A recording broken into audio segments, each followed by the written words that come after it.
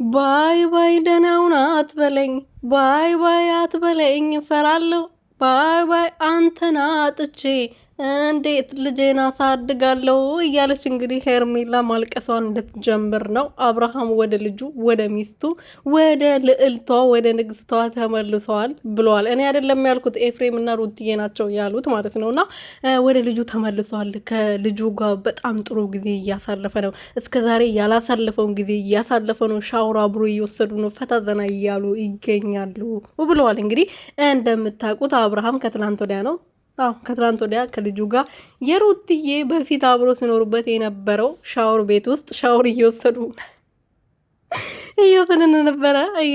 እንዳያችሁት ማለት ነው። እንዳያችሁት ነው። እኔም እንዳየሁት ነው የተናገርኩት። እና ገባችሁ አይደለ? እና ከልጁ ጋር ጊዜ እያሳለፈ ነው። ከዚህ በኋላ የሚፈልገውን ለመኖር ሲመኝ የነበረውን ህይወት እየኖረ ይገኛል። ሄርሜላ ባይ ባይ ተበላለች ብለዋል። እንግዲህ ሰላም ሰላም ቤተሰቦቼ እንዴት ናችሁ? ደህና ናቸው ወይ? እኔ ያለው እግዚአብሔር ይመስገን። ሰላማችሁ ብዝት ትርፍርፍ ያልልኝ ይሁን በያላችሁበት ማለት ነው። ለዚህ ቤት አዲስ የሆናችሁ ሰብስክራይብ፣ ሼር፣ ላይክ እያረጋችሁ ቤተሰብ እንድትሆኑ በትህትና እየጠየቅኩኝ እንግዲህ ሩቲና ኤፋ ያቺ ጨበሬ የምትባለው ቡዜ መታለች ማለት ነው። ጨበሬዋም ከነ ጨበሬዋ መታ እየተቆጣች ነበረ። አብርሃም እንዲሰቀል ነው የምትፈልገው፣ እንዲሞት ነው የምትፈልገው። ከህይወቱ ለምን አትወጣም? ራሱ የፈለገ የመረጠውን ይኖር፣ አንተ ምን አገባክ? ይሄና ለምን ገፍተህ ትሄዳለህ?